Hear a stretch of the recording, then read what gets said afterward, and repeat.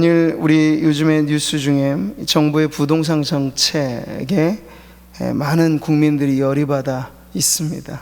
참 뜨거운 이슈죠. 그래서 온라인 시위를 넘어 오프라인으로 이제는 촛불 집회까지 불사하겠다, 이런 예고까지를 하고 있습니다. 정부의 고강도 이 대책에 반하는 어떤 이 국민들의 정서라고 할 수 있는 거죠. 근데 왜 이런 문제들이 생길까요? 근본적인 부분에서 몇 가지 정책을 시정한다고 해결이 안 되는데 정부는 계속 정책을 가지고 탁상에서 공론을 하고, 시민들의, 서민들의 경제는 그것 때문에 정말 몸살을 앓는 이 불협화음이 왜 일어나는 걸까요? 집이라고 하는 건 본디 우리가 보금자리라고 말하죠.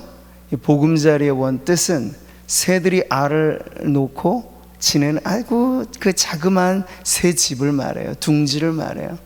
근데 새가 집을 짓는 모습을 지켜보신 분들은 아실 거예요. 그 수많은 날갯짓을 하면서 까치집 짓는 거 보셨어요? 그 부러진 가지들을 얼마나 실어다 날라야 그 집이 완공될지. 근데 그렇게 지어서 완성되는 게 보금자리예요.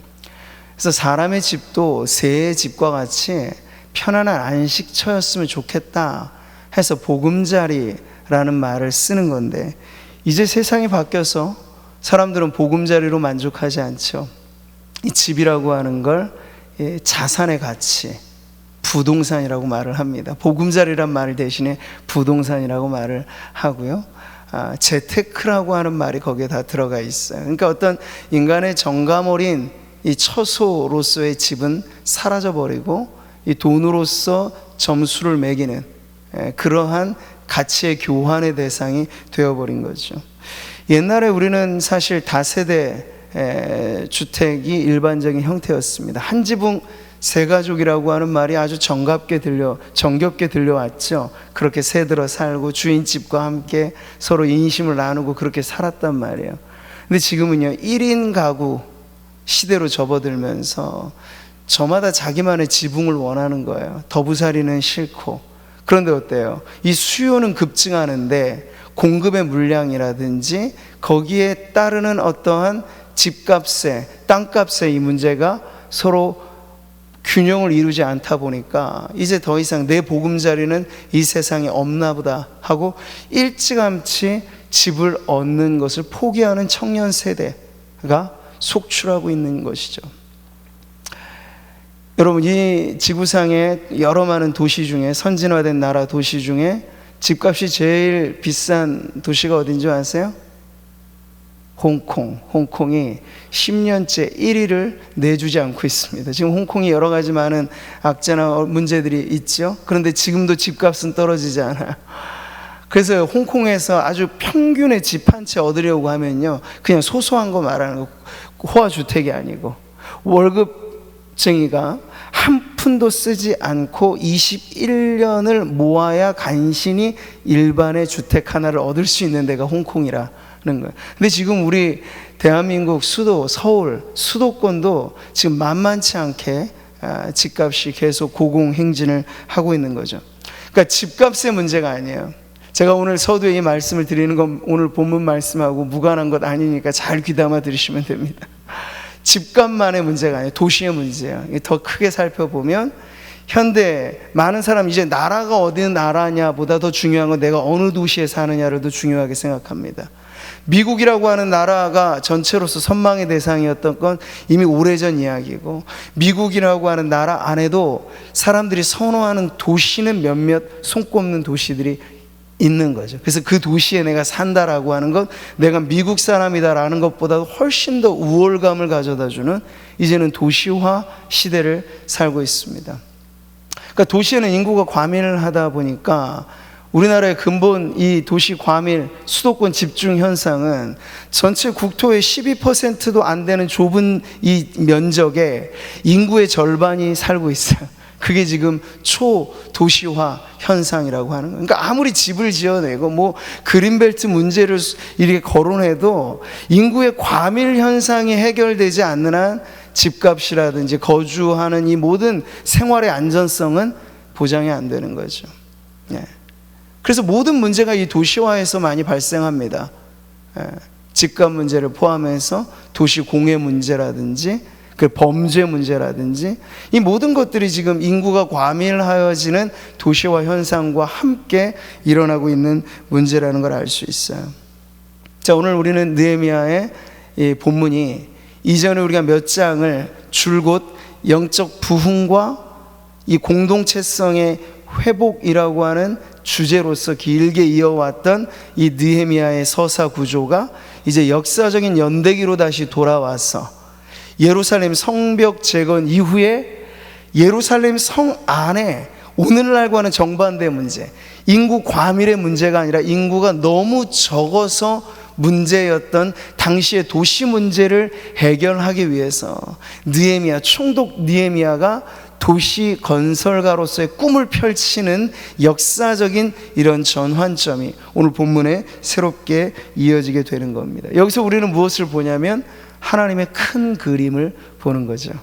하나님의 큰 그림이라고 하는 게 바로 이 에스라, 느헤미야, 우리는 두 권의 책으로 나누어 보고 있습니다만 역사적인 시대적인 의미로 보면 이것은 두 권인 듯 한 권의 책이라고 읽혀지는 거예요. 에스라, 느헤미야로 이렇게 읽혀지게 되는 거죠. 그래서 에스라서가 다루고 있는 1차 포로 귀환의 역사부터 에스라 당대의 2차 포로 귀환의 역사, 그것을 이어 느헤미야는 3차 포로 귀환의 역사와 함께 그 느헤미야의 책 안에 다시 1차 포로 귀환민들의 명부로부터 시작해서 에스라 시대에 있었던 부흥의 역사를 지금 함께 담아내고 있으니까 이 느헤미야만 하더라도 그저 순차적인 사건의 나열로서가 아니라 이 느헤미야, 에스라가 함께 다루고 있는 하나님의 나라가 이 땅 가운데 어떻게 회복되어지느냐에 대한 더 큰 그림을 이 두 권의 책을 통해서 하나님은 보여주고 계신 거죠.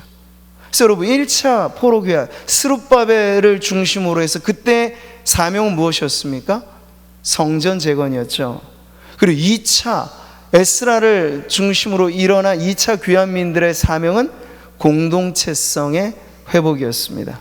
그리고 느헤미야 시대의 사명은 성벽 재건이었죠. 근데 성벽 재건까지가 6장 말부로 끝나버려요. 그런데도 느헤미야는 13장까지 쭉 이어지게 되는 건 가시적으로 드러나는 역사적 사명이 성벽 재건이기는 하지만 그걸 포함해서 느헤미야는 에스라 때부터 시작된 큰 비전의 역사가 어떻게 종결지어지는가 하는 그 끝을 보여주는 거예요. 그래서 성벽 재건과 함께 거룩한 성 예루살렘, 이 도시 재건의 역사까지도 지금 확대해서 보여주고 있는 것이죠. 그래서 실제 우리가 느헤미야서를 읽으면서 사건 중심의 연대기적 흐름은 이렇게 연결됩니다. 6장 15절 같이 읽어보죠. 성벽 역사가 52일 만인 엘룰월 25일에 끝나매. 그러니까 첫 삽을 뜨고 성벽 재건 역사를 시작한 이후에 기적 같은 일 52일 만에 그게 끝나버렸어요. 근데 끝났어도 여전히 문제는 있었으니 예루살렘 성에 거주하는 도시민이 너무 적었다라는 문제, 그게 느헤미야 7장 4절이죠. 같이 읽습니다. 그 성읍은 광대하고 그 주민은 적으며 가옥은 미처 건축하지 못하였음이니라. 그러니까 어떤 보호 성곽으로서 성벽은 재건이 됐는데 그렇다고 그 성 안에 살아가는 삶의 형편, 이 도시의 문화, 이 모든 것들이 지금 안정화되어 있지는 못한 상태라고 하는 걸 보여주는 거죠. 그래서 느헤미야는 여기서 중단할 수 없는 더 큰 포부를 갖게 된 거예요. 성도라 불렸던, 거룩한 성이라고 불렸던 예루살렘 성의 재건을 목표로 그가 계속 쉼 없이 역사의 수레를 돌려가고 있는 거죠. 자, 도시건설가로서의 이 포부를 안고 느헤미야가 이제 시행하는 것은요, 7장에서 계획했던 게 그 문제에 대한 해결로서 이주 정책이 필요하다, 이걸 필요로 느꼈던 거예요. 이 예루살렘 성에 들어와 사는 사람이 없으니 성벽만 덩그러니 지어놓는다고 될 문제가 아니어서 이제 성 안에 살아야 될 사람들을 세워나가는 건데, 여러분 이게 말처럼 쉬운 일은 아니었을 거예요. 왜냐하면 그 당시 예루살렘 성에 많은 사람들이 살지 않았다라고 하는 건 그만한 이유가 있었기 때문이에요. 예나 지금이나 살기 좋은 곳이라고 하면, 명당이라고 말하면, 명소라고 말하면 어디서 듣고 왔는지 사람들은 다 몰려들게 되어 있습니다. 그런데 당시 예루살렘 성은요, 그렇게 소문이 나지 않은 거예요. 거기는 위태로운 곳이고, 거기는 불편한 것이고, 성전을 지키는 사명을 가진 제사장이나 레위인들만, 혹은 그 지파로서 분배를 받았던 유다 지파나 베냐민 지파만 관리를 해야 되는 특수지역이라고 생각을 했는데, 지금 네코가 석자이니 사명은 중요하다 할지라도 예루살렘 성에 들어가 사는 것은 안전한 선택이 아니다, 이게 팽배해져 있는 의식이었기 때문에 그 성에 지금 많은 사람들이 살아가고 있지 않다라는 거죠. 그래서 이주에 대한 계획을 실행시키는 데는 이런 사람들의 고정관념을 변화시키는 문제가 필요했고, 또 하나 실질적으로 오늘날 우리가 아주 편리한 이사 문화를 가지고 있어서 요즘에는 뭐 완전 포장 이사 하고 나면 우리가 몇 가지 정리정돈을 하는 정도로 이사가 간편하게 되었잖아요. 근데 여러분, 옛날 이 수천 년 전에 이사를 한다는 건 그건 엄청나게 어려운 일이었을 거예요. 네. 물론 삶의 환경이 바뀐다라고 하는 환경의 문제뿐만 아니라 당시에는 완전한 지역사회잖아요.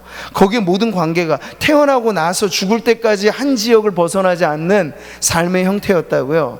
근데 그 지역을 떠난다라고 하는 것은 자기 뿌리를 옮기는 문제였어요.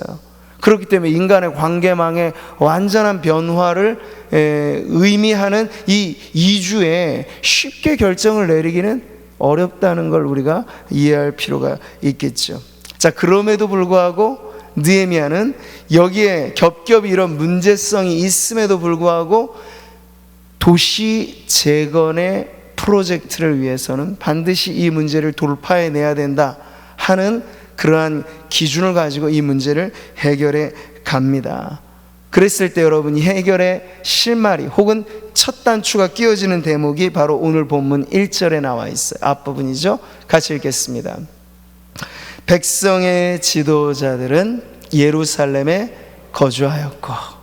여러분, 이게 뭘 보여줄까요?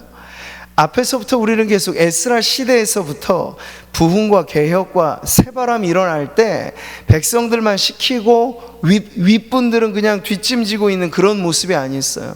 윗물이 맑아지니 아랫물도 맑아진 아주 순리적인 그러한 변화가 사회 전반에 일어난 것이 에스라 시대 부흥의 아주 주된 특징이었는데, 그 이 흐름을 이어서 지금 느헤미야가 시도하는 새로운 이주 프로젝트, 예루살렘 성을 채워라, 이런 어떤 슬로건을 내걸고 이 일들을 감행했을 때 제일 먼저 자발적 불편을 감수하고 이주를 결행한 이들은 다름 아닌 그 시대의 지도자들이었다.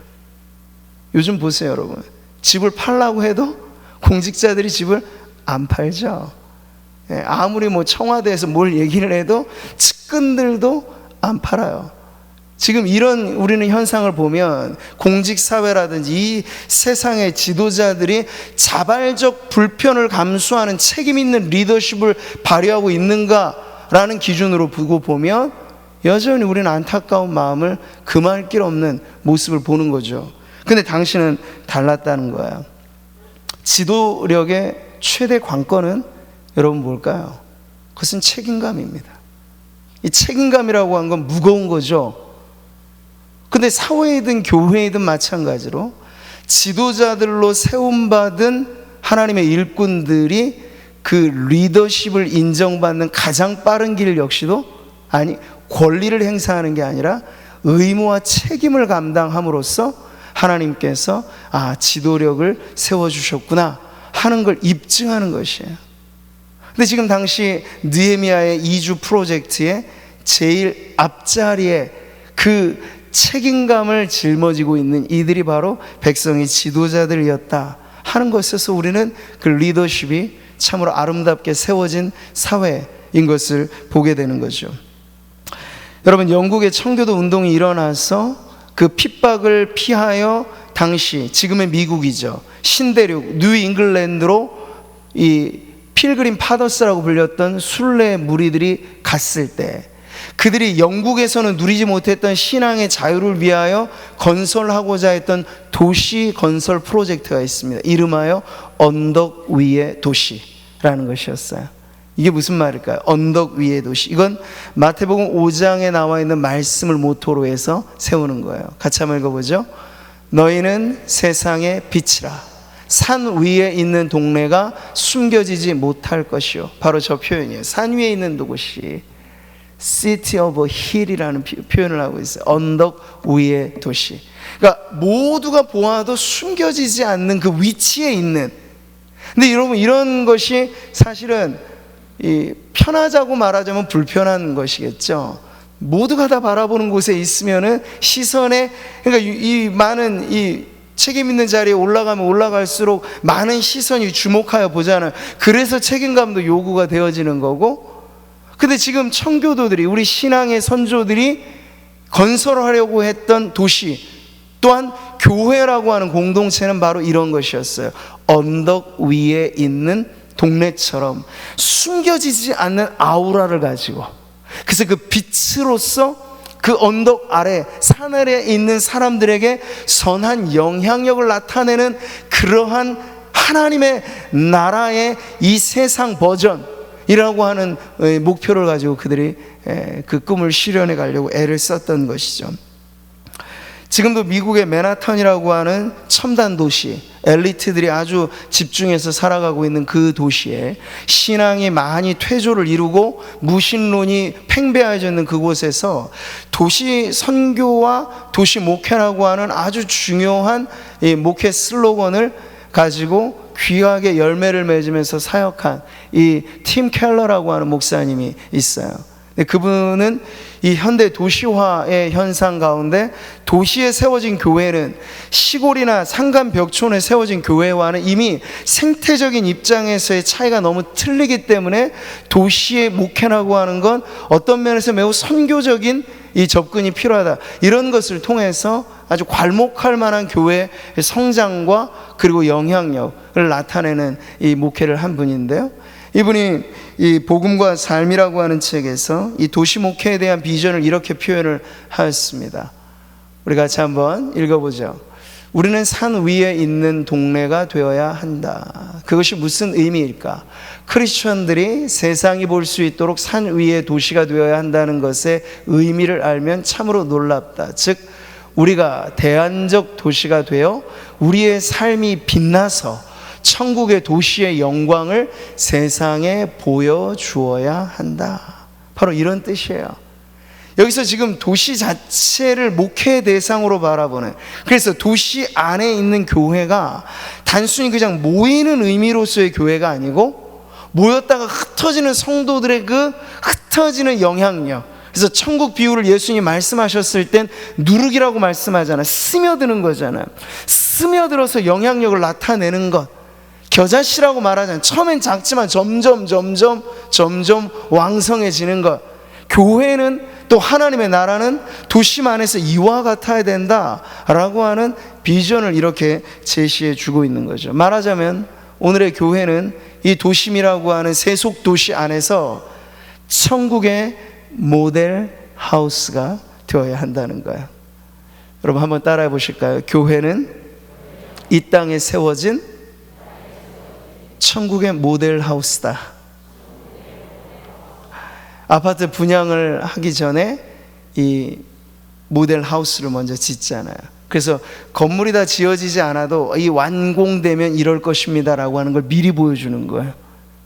근데 교회가 그렇다는 거예요. 우리 주님 다시 오셔서 새 예루살렘이라고 표현된 완공된 하나님의 나라, 새 하늘과 새 땅으로 표현된 전혀 새로워진 하나님의 그 완성된 시대가 도래하기 전에 이 땅은 뒤죽박죽이고 시대마다 엎치락뒤치락 세상 물살은 너무나 급물살, 어렵고 힘듭니다만 그 속에도 유유하게 자리를 지키면서 앞으로 오실 메시아의 나라, 그 나라가 이와 같을 것입니다 라고 하는 걸 보여주는 역할을 누가 한다? 이 땅에 세우신 교회가 해야 한다는 것을 가르쳐주고 있는 것이죠. 그래서 우리는 정착민 의식을 사실은 매일같이 떨쳐버리는 걸 우리의 기도의 제목에 1번으로 삼아야 돼요. 이게 무슨 말일까요? 정착민은요, 이주하고는 전혀 다르죠. 그리고 유목민하고 대비되는 게 정착민이에요.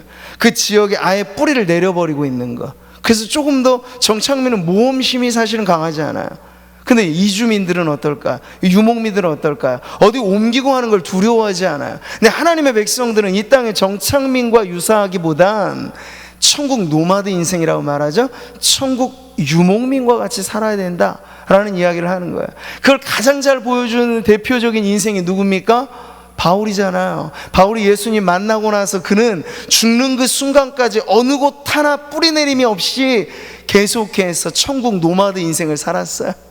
어느 교회 하나 개척하고 거기에서 자기 기득권 행사하면 충분히 편하게 살 수 있을 텐데, 바울은 그러지 않고 교회 개척하고 세워놓으면 또 다른 곳에 가서 교회를 또 개척하고 옮겨가고, 또 그래서 그의 꿈은 어느 한 지역이 목표가 아니고 우리 주님 다시 오실 그날까지 땅끝에 이르러 복음 전하는 그 사명을 위해서 내가 죽기까지 충성하리라. 그것이 바울의 인생을 결정하는 매우 중요한 비전이었죠. 어떻게 그런 불사르는 삶을, 자신을 불사하는 삶을 살았을까요? 의식 자체에서 매우 차이가 있었기 때문입니다. 그러니까 하나님이 구속받고 그리고 종으로 부름받은 이상, 이제 더 이상 내 인생의 주인은 내가 아니다. 나의 주인 대신 내 구주께서 명하시는 대로 나는 가야 할 뿐이고, 그곳이 내가 어느 정도 머물러야 될지를 결정하는 주인도 바로 우리 하나님이시니, 나의 모든 사역의 주권자이신 하나님의 뜻을 따라 나는 천국 노마드의 인생을 살아간다. 이것이 바로 바울의 인생의 모토라고 할 수 있겠죠. 그러니까 우리는 여러분, 이 세상 사람들이 갑론을박하고 아등바등하게 되는 집 문제니 땅 문제니 부동산이 이런 문제, 물론 우리도 실질적인 문제로서는 그 안에 들어가 있겠죠. 그러나 우리는 그 안에 포함되어 있을 뿐만 아니라 그걸 좀 넘어설 수 있어야 돼요. 훨씬 큰 그림을 바라보면서 우리의 인생을 설계해야지, 이 세상 사람들이 슬퍼하는 대로 슬퍼하고 이 세상 사람들이 기뻐하는 대로 기뻐하고 세상의 장단에 춤을 추며 살아가는 것이 아니라, 하나님이 위에서부터 부르신 그 부름에 기준하여서 우리가 살아가게 된다면, 여러분, 이 세상의 이 변화무쌍이라고 하는 이 특징적인 세상 안에서 우리는 변함없는 평강과 변함없는 기쁨과 변함없는 은혜를 누릴 수 있을 것입니다. 우리는 집의 의미를 그래서 다시 회복해야 돼요. 오늘 제가 제목으로도 삼았죠. 신앙을 위한 삶의 자리. 이게 우리가 1인 가구이든 다인 가구이든 상관없이, 집이 작아냐 아니면 새들어 사느냐, 이것보다도 더 중요하게 우리가 고려해야 될 건, 내가 살아가고 있는 이 삶의 자리가 신앙을 위한 삶의 자리인가? 라고 하는 질문을 하면서 날마다 거기에 대하여 하나님 앞에 부끄러움 없는 답을 내어야 한다는 거죠. 그래서 가장 이 세상의 아름다운 거주의 이름을 우리가 보금자리라고 한다면, 성도들은 그보다 더 아름다운 이름을 갖고 있어야 돼요. 뭘까요? 예수만 섬기는 우리 집, 복음이 이끄는 집, 복음자리. 할렐루야. 성도들의 삶의 자리가 복음 자리가 되시기를 축복합니다. 그러면 여러분, 우리의 찬송이 달라질 거예요. 높은 산이, 거친 들이, 초막이나 궁궐이나. 이 찬양을 부르면서 진짜로 신앙의 고백이 있는 성도라면, 부동산 문제, 집값 문제, 그런 것 때문에 인상 찌푸리지 않고 초막이나 궁궐이나 우리가 했잖아요. 그러니 궁궐에 사는 성도들이든 초막에 사는 성도들이든 찬송의 기쁨은 매한 가지여야 되는 줄 믿습니다. 내 주 예수 모신 곳이 그 어디나 하늘나라 복음자리에 사십시오. 네, 집값에 들썩거리는 것이 아니라 복음으로 인하여 흔들림 없는 견고함을 가지고 우리가 어디에 살 것인가를 고민할 때, 야, 저기가 좋다. 그것은 아브라함의 조카인 롯의 시선이죠. 야, 저 땅이 좋은 땅이다. 옛날부터도 다 부동산 투기는 있었던 것 같아요. 근데 아브라함의 시선은 다르죠. 약속의 말씀이 임하시는 자리, 하나님의 말씀이 이끄는 자리, 그곳이 내 인생을 투자할 가치가 있는 자리다. 벌써 게임이 다른 거예요. 우리 성도들의 삶은 롯과 같은 인생이 아니라 아브라함과 같은 인생이어야 할 줄 믿습니다. 복음이 이끄는 대로 사십시오. 그 결과에 대하여 두려워하지 마시고 복음이 이끄는 자리에 우리의 인생을 투자하면서 후회함 없이 살아가는 우리 모든 성도님들 되시기를 축복합니다. 교회도 마찬가지죠. 오늘 교회 공동체성을 우리가 드높인다는 건 바로 이런 거. 저는 그래서 이 말씀을 준비하면서 우리 교회의 이 지정학적인 위치가 너무 신묘막측하도다 하는 생각을 했어요. 위치 또한 그러하지만 보세요. 앞으로 우리 교회를 기준으로 해서 더 많은 발전이 이루어질 거라고 저는 확신에 마지 않습니다. 근데 위치가 너무 좋잖아요. 이 오르막길에 우리가 있어서 피할 수가 없어요. 높은 곳에 아주 커다란 십자가가 있어서 지나다니는 모든 사람들이 저기는 구미상모교회라는 데구나 믿지 않는 사람들도 알아요. 저 맞은편에 있는 한신 아파트에서는 뿐만 아니라 우리 교회가 정면에서 보이니까 앞으로 지어질 이 옆번에 이 아파트 단지도 말이죠, 이 교회를 중심으로 다 있는 거예요. 그럴 때 우리가 어떻게 사느냐가 너무 중요한 거죠. 십자가 불빛은 아주 환한데 저기 모여서 살아가는 성도들의 삶은 혹 그렇지 못하더라라고 하는 아주 음사나 음흉한 소문이 퍼지면요, 십자가는 복음인데 우리 때문에 복음이 가려지게 되는 거예요. 그래서 언덕 위에 세운 도시라고 하는 이상형은 무엇입니까? 외형적인 위치만이 아니라 교회라고 하는 그네들의 모임, 그 공동체성 자체가 너무나 세상과 다르고, 그래서 초대교회의 영광은 무엇입니까? 믿지 않는 이들에게도 칭송을 받는 것이었어요. 그리스도인이라는 평가는 세상으로부터 받은 것이었어요. 근데 그렇게 세상에 비치고 소금이고 향기를 내는 것으로서 저는 하나님께서 우리 구미 상모교회를 일찌감치 이 곳에 이렇게 심어 놓으신 그 뜻이 있으리라 믿습니다. 건물이나 위치는 제대로 있으니까 그건 걱정하지 마시고, 우리가 걱정할 건 이 건물 안에 살고 있는 우리가 여기를 복음자리로 만드는 것이 되는 줄 믿습니다. 복음이 이끄는 교회가 되고 비전이 이끄는 교회가 되는 거죠.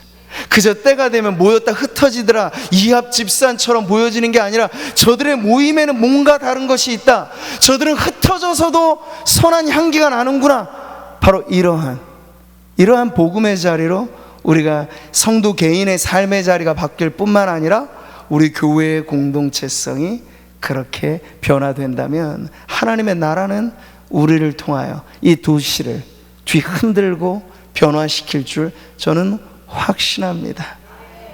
구미가 여러 가지 많은 악재와 어려운 문제들이 있고 대기업의 많은 퇴거들에 있어서 많은 우울한 소식들을 우리는 접합니다만, 우리가 기도하고 또 그 지역을 위해서 선을 베풀며 섬기기를 마다않는 교회가 있는 한 이 구미는 희망의 도시로 변화될 것인 줄 확신합니다. 그런 믿음을 가지고 여러분 사세요. 우리 교회가 여기 있음으로 인하여 이 도시가 복을 받는 그러한 꿈을 감고 우리가 기도하게 되기를 바랍니다.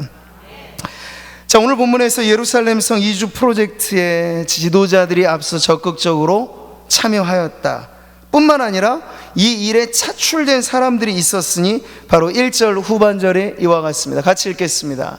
그 남은 백성은 제비 뽑아 10분의 1은 거룩한 성 예루살렘에서 거주하게 하고 그 10분의 9는 다른 성읍에 거주하게 하였으며.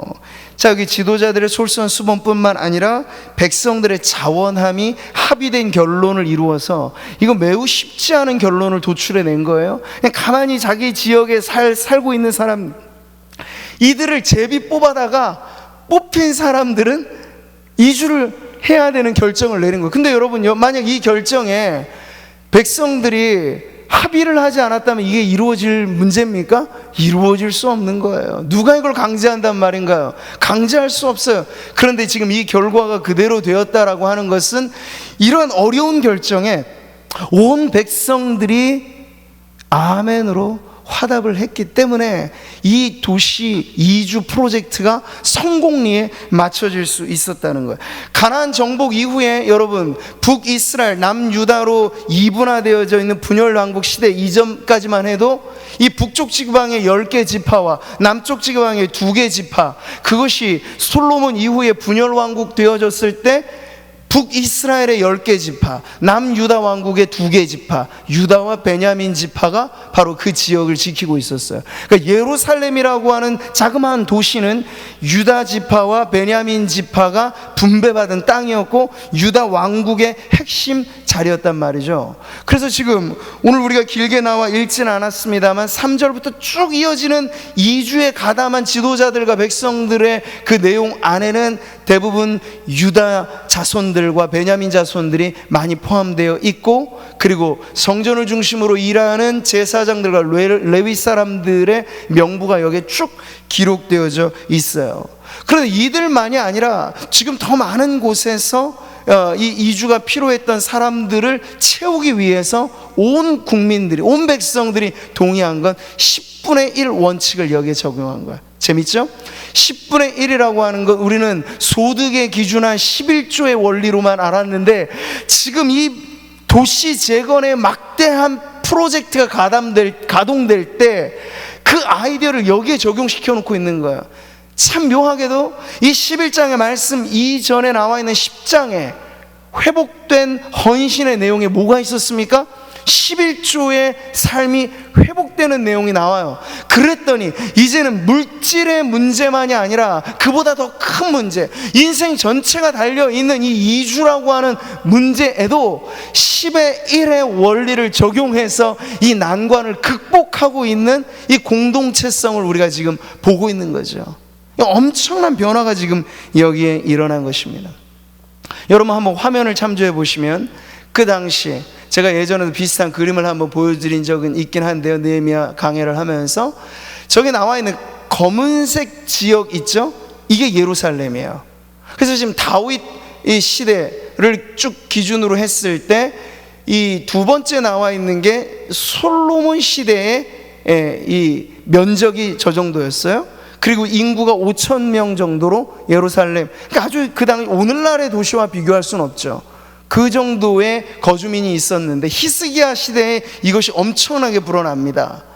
그리고 나서 이제 분열왕국이 되고 포로가 되고 다시 돌아오고 나서 마지막 네 번째 그림이 느헤미야 시대에 복원된 예루살렘과 그 안의 인구예요. 정확히 어디랑 비슷하죠? 솔로몬 왕 치하 때와 흡사하게 회복되어진 것을 우리가 알 수 있습니다. 그러니까 매우, 솔로몬이라고 하면 역대 이스라엘 나라 중에 부국 강병으로 최고치에 이르렀던 시점이란 말이에요. 그때와 지금 포로 귀환민들이 돌아와서 어렵사리 그 도시를 재건하고 성벽을 재건하고 하는 이런 때에 솔로몬 왕국과 흡사리 많지 면적이 회복되고 도시 인구가 회복되었다는 건 아주 괄목할 만한 변화라고 할 수 있겠죠. 이 거대한 변화가 그냥 이루어진 게 아니라는 거예요. 10의 1의 원리를 그들이 스스로 감당했다는 거죠. 여러분 다시 한번 기억하십시오. 당시에 이주한다는 건 쉬운 결정이 아닙니다. 뿌리를 옮기는 문제였어요. 근간이 흔들리는 결정이었어요. 아주 중요한 인생의 문제였어요. 근데 그 문제에 있어서 백성들은, 구약의 신앙의 법칙 중에 하나는 모든 복잡한 문제를 해결하기 위해 오늘날 투표의 원리가 아니라 제비 뽑기의 원리였어요. 제비 뽑는다라고 하는 그 행위 안에 믿음을 포함시킬 때 어떤 결정이 나오든지 간에 이 결정은 하나님의 뜻입니다 라는 믿음을 가졌을 때 누구도 거기에 내 이름이 나올지 안 나올지 모르는 그런 무지하기로 뽑혀지는 제비 뽑기에 내 이름이 뽑혀졌다. 그 다음엔 두말하지 않고 그 뽑혀진 대로 자신의 이주를 위하여 짐을 싸고 움직이는 그런 결정을 하였던 것이죠. 이 모든 일이 순서대로 어김없이 이루어진 결과로서 지금 느헤미야가 꿈꿨던 성도 예루살렘, 거룩한 성 예루살렘의 재건 프로젝트가 지금 이렇게 이루어지게 되었던 거예요. 여러분 여기 안에는 이 귀한민들의 공통된 신앙의 고백이 있었기 때문에 가능하다 라고 말하시는 그것은 무엇일까요? 시편의 노래는 이렇게 말하죠. 예루살렘에 계시는 이 여호와는 시온에서 찬송을 받으실지어다. 예루살렘을 그들이 생각할 때 다른 어느 성읍, 다른 어떤 도시하고도 차별화돼. 살기에 좋으냐 마느냐의 문제를 떠나서 그 예루살렘이 거룩했던 건 그 안에 성전이 있었기 때문이에요.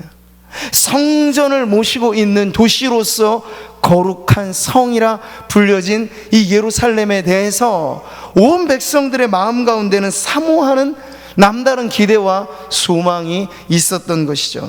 한마디로 말하자면 그들은 성전을 중심으로 한 신앙을 사모했다라고 말할 수 있겠어요.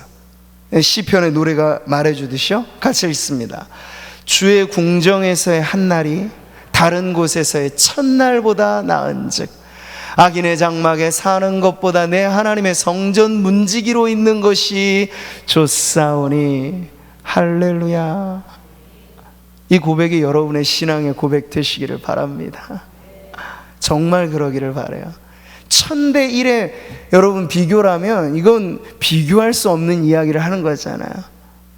궁정에서 호화로운 집에서 첫날을 보내는 것보다, 몇 년을 보내는 것보다 성전 문지기로 문간방 신세라도 하루 보내는 것이 질적으로는 전혀 비교할 수 없다는 믿음이 이들 안에 있었어요. 근데 성전을 사모한 이유는 뭡니까? 그 당시 성전을 중심으로 하나님이 거하시고 하나님의 임재가 그 성전 안에 있었기 때문이잖아요. 사랑하는 성도 여러분, 다니엘은 포로로 끌려간 이후에도 최고로 성공한 인물 중에 하나였지만 그는 언제나 어김없이 자신의 집에 가서는 예루살렘을 향하여 창을 열고 기도하고 감사하기를 마지 않았던 그러한 인물이었어요. 이 머나먼 타향살이를 하면서도 그는 발 편하게 뻗고 잘만한 자기 집도 있었고 지위도 있었고 부도 있었겠지만 그의 마음의 고향은 언제나 성전에 거하시는 우리 하나님의 영광을 담아놓고 있는 거룩한 성 예루살렘을 향하였다 라고 하는 게 바로 다니엘의 라이프 스타일에 배어있는 그런 고백이었다는 거죠. 여러분, 오늘날 우리는 그 성전의 의미가 새롭게 전이되고 완성된 시대를 살고 있습니다. 지금도 많은 사람들이 이스라엘이라고 하는 땅을 성지로 탐방을 하고 거기에 예루살렘을 갔다 오기도 합니다만 그것이 역사적인 유적으로서의 이 귀한 의미와 가치가 있는 건 분명하지만 우리가 잊어서는 안 돼요. 이제 성지는 바뀌어졌어요. 이제 성전은 바뀌어졌어요. 어떻게 바뀌어졌습니까? 이 성전을 헐라 내가 사흘 만에 다시 세우리라. 성전 되신 예수 그리스도로 인하여 이제 구약의 모든 옛 법과 옛 제도와 옛 언약은 성취가 되었다는 것이죠. 근데 이제 여러분, 예수님의 육신마저도 부활 이후 승천하신 이후에 예수님은 새로운 성전을 이 땅에 남겨두셨습니다. 그게 무엇입니까? 바로 오늘 저와 여러분, 교회가 곧 그리스도의 몸이며 교회가 곧 성령을 모시는 성전인 줄 믿으시기 바랍니다. 그러니까 여러분, 오늘 이 말씀을 이제 종합하고 정리하자면 이토록 예루살렘에 대한 남다른 구별 의식을 가지고 힘들더라도 예루살렘 중심성을 선택했던 그 귀한 민들의 삶을 보면서 오늘을 살아가는 성도들이 성전된 교회를 향하는 그 마음이 과연 어떠해야 할까? 저는 이런 점에서 코로나19는 우리에게 아주 어떤 의미에서는 좋은 시험거리라고 생각을 합니다. 가까이 가려야 갈 수 없는 이 공간의 제약이 바이러스로 인하여 성전 중심으로의 라이프 스타일을 완전히 다 바꾸어가고 있는 이러한 때, 그럼에도 불구하고 주의 전을 사모하는 열심과 열정으로 세상에서의 첫날과 비교할 수 없는 내 주님의 집에서의 그 하루의 가치를 알아 주의를 사모하고 이 예배의 자리를 사모하고 새벽을 깨워 성전에 모여 기도하기를 사모하는 성도들을 하나님은 이 코로나 시대를 통하여 새롭게 일으키고 계신 줄 저는 믿습니다. 옛날 고민하지 않고 노력하지 않아도 습관처럼 드나들었던 교회 시대, 이제 코로나19가 그걸 바꿔놨어요. 결단이 평안이 없으면 안 되고 위험을 감수하지 않으면 어려운 교회 중심으로 한 그 신앙생활 말이죠. 여러분, 그럼에도 불구하고 내 주님 계신 우리 몸된 교회 안에 나는 이 한날을 위하여 내 주중의 모든 삶을 이것을 위하여 거룩하게 살 것이라. 주중에 징검다리처럼 만나게 되는 이 예배의 안식처가 오늘 여기 있으니 비가 오나 눈이 오나 나는 이 몸된 교회를 중심으로 내 신앙을 살아가리라. 여러분, 이러한 신앙이 바로 이 우리가 걸림이라 시험이라 생각하는 이 코로나19를 통하여서 성도들에게 다시 한번 새롭게 일어나게 되기를 소원합니다. 우리는 이전까지 편안한 시대를 살았을 때는 거저 얻었어요. 사실 그런 게 너무 많습니다. 우리가 땀 흘린 것보다도 순교자들이 피를 흘렸기 때문에 이 한국교회가 여기껏 잘 왔어요. 그런데 이제는 달라요. 다음 세대는 그냥 세워지는 게 아니고 이제 저와 여러분과 같은 부모 세대가 이 핍박과 환난과 어려움을 불사하고라도 성전을 중심으로 한 그 믿음, 여전히 하나님 중심, 말씀 중심, 교회 중심의 신앙을 포기하지 않고 우리가 함께 모이기를 사모하고, 모였을 때 거룩한 성전일 뿐만 아니라 흩어져서도 여전히 성전의 벽돌과 같은 한 지체 한 지체가 거룩한 성도의 삶을 살아가는 바로 그 모습 말이죠. 사랑하는 성도 여러분, 우리는 그저 단지 물질의 문제를 가지고 11조를 내냐 마냐, 새 언약의 시대는 그걸 뛰어넘는 겁니다. 여러분, 지난주에도 말씀드렸죠. 왜 10의 1조만 고민하십니까? 하나님이 은혜 주시고 허락하시면 10의 2조인들 왜 못 드리고 10의 3조인들 왜 못 드립니까? 새 언약의 시대는 바로 그렇게 바뀐 것이지 쪼잔하게 이것 가지고 내가 지킬 거냐 말 거냐의 문제가 아닌 거예요. 근데 오늘 말씀은 그걸 더 확장시키죠. 단순히 소득과 물질 문제만이 아니라 우리의 인생의 11조로 말한다면 왜 하나님 앞에 못 드릴 것인가? 과감하게. 우리는 인생 100세 시대를 말하잖아요. 여러분, 그 인생의 10의 1조라면 한 10년을 내다볼 것인데 한 10년 정도 하나님의 일을 위하여 내가 특별하게 헌신하겠다라고 말한다면 그건 물질의 11조보다도 더 가치 있고 보배롭고 엄청난 헌신이 될 것입니다. 지금 예루살렘 재건 프로젝트에 제빛보다 뽑아 발탁된 뽑혀진 이 10의 1의 백성들이 보여주는 것, 바로 그와 같은 고귀한 헌신입니다. 사랑하는 성도 여러분, 우리 교회가 이제 한 걸음 더 전진해 나아간다고 했을 땐 바로 이런 성도들의 헌신이 있어야 비로소 몸이 더 거대해지면 한 보의 움직임이 더 쉽지 않은 거예요. 10명이 모여서 움직일 때랑 1000명이 모여서 움직일 때는 달라지죠. 그럴 때 무엇이 요구됩니까? 저마다 가지고 있는 자신의 의견을 내세우기보다 더 중요한 것, 이것이 하나님의 뜻이다라고 하는 확신이 있으면 말없는 믿음의 충성으로 내 인생의 10의 1조인들을 못 드릴까라는 믿음을 가지고 주거지가 옮겨지는 급격한 인생의 변화까지도 하나님의 영광을 위하여 감내하면서 교회를 중심으로 하나님의 영광을 드높이고자 살아갈 때 우리는 일보 전진의 발전이 바로 저와 여러분을 통해서 우리 다음 세대 자녀들의 밑거름이 되어지는 부모 세대로서 우리가 그 일들을 감당하게 될 줄 믿습니다. 예루살렘에 거주하기를 자원하는 모든 자를 위하여 백성들이 복을 빌었느니라. 오늘 말씀의 마지막 구절이죠. 뽑혀진 자들이나 보내는 자들이나 모두가 서로 축복하고 격려하였던 이 모습을 여러분 우리가 잊지 않았으면 좋겠습니다.